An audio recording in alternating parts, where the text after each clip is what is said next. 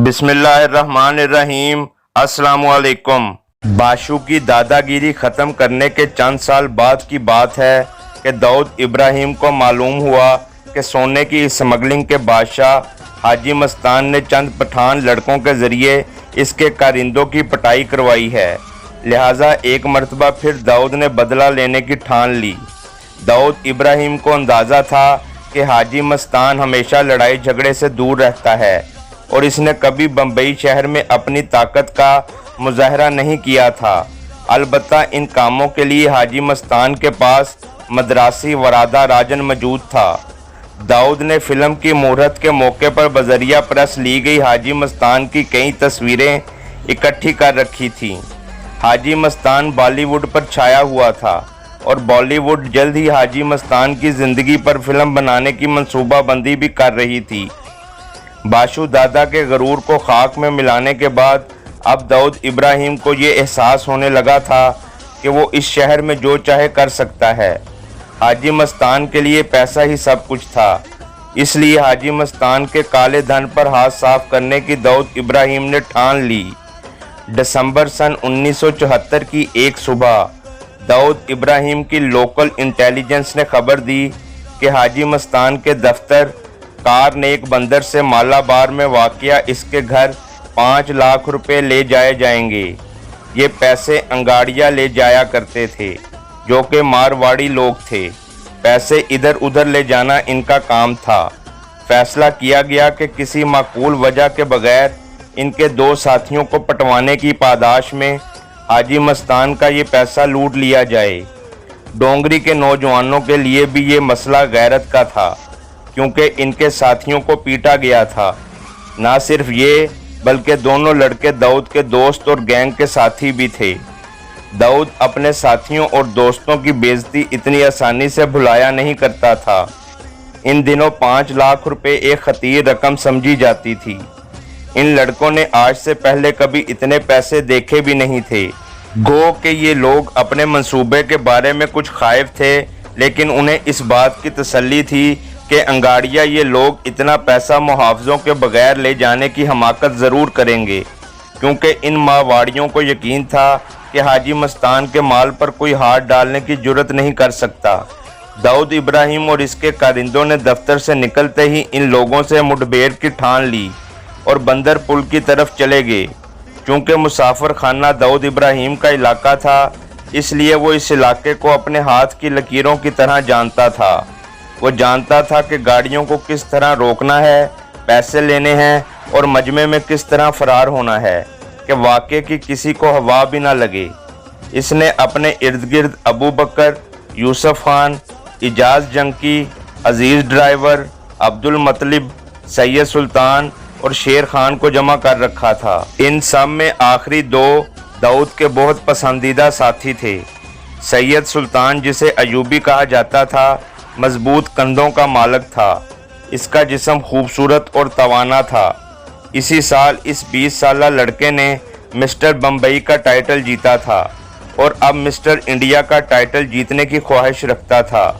सन 1970 में body builder type के लोगों का फुकदान हुआ करता था। हत्ता के मशहूर हिंदी फिल्मों में भी राजेश खन्ना और जतेंद्र जैसे सीधे साधे चेहरे ही मुयस्सर आते थे। इसलिए सुल्तान मिस्टर बम्बई से मिस्टर महाराष्ट्र और मिस्टर महाराष्ट्र से मिस्टर इंडिया बनने तक अपने खूबसूरत जिस्म के साथ खबरों की जीनत बना रहा। कहानियां मशहूर हैं कि जब वो अपने चौड़े कांधों और खूबसूरत जिस्म को मैरीन ड्राइव पर लिए घूमता तो गुजरती लड़कियां इस पर मर मिटतीं। दूसरा शख्स शेर खान पठान था, जो अपनी शेर जैसी धाड़ की वजह से बहुत मशहूर था। दाऊद अभी बामुश्किल 19 बरस का हुआ था और इसकी मूछें पूरी तरह भी नहीं निकली थीं, लेकिन इस पर डोंगरी का रंग पूरी तरह चढ़ चुका था। इसमें आगे बढ़ने की तमाम खासियतें मौजूद थीं। इसके पास हाजी मस्तान या बाशु दादा की तरह दौलत की रेल पेल तो ना थी, लेकिन सबके जहनों में ये बात वाज़ेह हो चुकी थी कि दाऊद इब्राहिम ही अगला डॉन होगा। कारनेक बंदर बम्बई की 3 बड़ी मार्केटों मोहता मार्केट, मनेश मार्केट और क्राफोर्ड मार्केट के संगम पर वाक़या है। ये इस्तेमारी दौर की निशानियों में से एक है। इस्तेमारी दौर में ये पूरा इलाका ज़रूरी अजनास की होलसेल मार्केट का रूप धार चुका था। नौजवान लड़कों पर मुश्तमिल दाऊद के गिरोह के सामने अब बड़े अज़ाइम थे और अपने अज़ाइम को पूरा करने के लिए वो बड़े एहतमाम से मंसूबाबंदी करके आगे आए थे। दो लड़के कारनेक बंदर ब्रिज पर खड़े थे, जबकि दो लड़के मुसाफिर खाना के करीब खड़े किए गए थे। इस तरह मतलूबा गाड़ी के दाखिले और निकलने के रास्तों को पूरी तरह घेरने की कोशिश की गई। ये लोग लोहे की सलाखों, टोकों और डंडों से मुसल्लह थे। बाकी मांदा लड़कों को पैसे ले जाने वाली गाड़ी को रोकना था। इन लड़कों के पास चाकू, टोके और कट्टा नामी देसी रिवाल्वर था। पता नहीं ये बदकिस्मती थी या गलत मंसूबाबंदी के अहम लड़के यानी सुल्तान अयूबी, अबू बकर, हनीफ और दाऊद ज़रा आगे निकल गए। ताहम दाऊद किसी न किसी तरह गाड़ी रोकने वाले लड़कों की लीड करने की पोजीशन में पहुंच गया। जिस लम्हे गाड़ी को दाना बंदर की पतली गली से कारनेक बंदर ब्रिज से मुंसलिक रोड पर आना था, इसी लम्हे इन लड़कों ने एक्शन लेना था। जैसे ही गाड़ी नमूदार हुई, मुखबर ने इशारे से गाड़ी की निशानदही कर दी। गाड़ी में पिछली सीट पर दो और ड्राइवर सीट के साथ एक मारवाड़ी बैठा हुआ था। जो ही गाड़ी ब्रिज से आगे बढ़ी, 7 लड़के अपने असले समेत गाड़ी के सामने हमला करने की पोजीशन में आ खड़े हुए, जबकि अभी उन्हें कोई हदायत नहीं मिली थीं। सबसे पहले शेर खान आगे बढ़ा और गाड़ी के आगे एक रेडी को धकेल दिया। इस अचानक मुसीबत पर गाड़ी के ड्राइवर का पांव पूरी कुव्वत से ब्रेक पर जा लगा और ब्रेक की चीखों जैसी आवाज़ दूर दूर तक सुनी गई। अभी ड्राइवर पूरी तरह संभल भी ना पाया था कि मजबूत पट्ठों के मालिक शेर खान ने दरवाज़ा खोलकर इसे कोई हरकत ना करने का कहा। 7 मुसल्लह अफराद को अपनी गाड़ी के इर्द गिर्द देखकर मारवाड़ी बिजनेसमैन सहम गए। दाऊद ने इनसे कहा कि अगर हल्की सी आवाज़ भी निकाली तो फिर ज़िंदगी भर नहीं निकलेगी। दाऊद ने गाड़ी का पिछला दरवाज़ा खोलकर मारवाड़ी सेठ से पूछा, माल कहाँ है? दाऊद के खौफनाक अंदाज और अंगार भरी आंखों ने सेठ को खौफजदा कर दिया था। दोनों सेठ सख्ते के आलम में एक दूसरे को देखने लगे। दाऊद ने वक्त ज़ाया होते देखा तो इसके सब्र का पैमाना लबरेज होने लगा।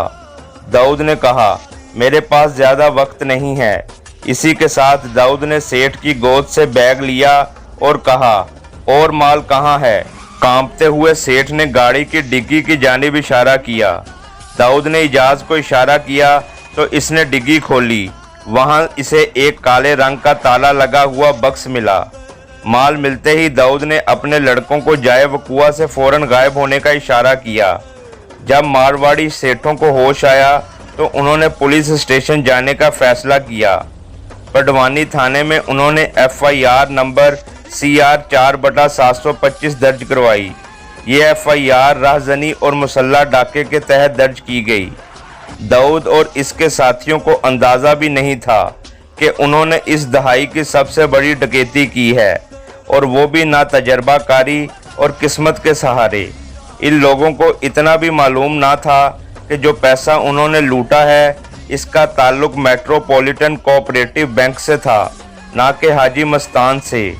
लूटी गई रकम 4,75,000 रुपये थी। इस वाक़े के बाद सिर्फ एक ही शख्स सबकी नज़रों में आया और वो था दाऊद इब्राहिम।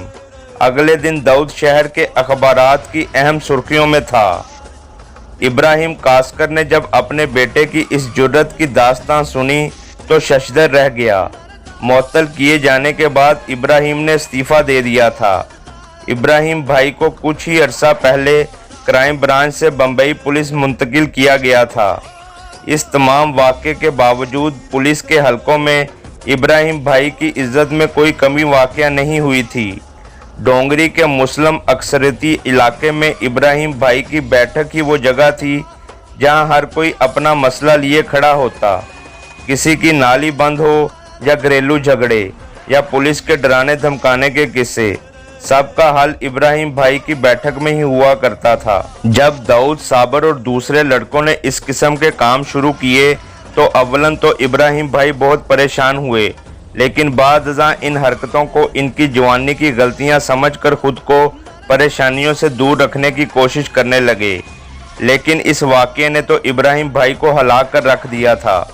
इस शाम इब्राहिम भाई अपनी बैठक में भी नहीं गए थे। इस मौके पर इब्राहिम भाई को पीर साहब की वो बात याद आई कि दाऊद एक दिन अपनी दौलत और ताकत की वजह से बहुत शोहरत पाएगा। पुलिस ने गैंग के दीगर अफराद को तो बआसानी गिरफ्तार कर लिया, लेकिन साबर और दाऊद का कहीं पता नहीं चल रहा था।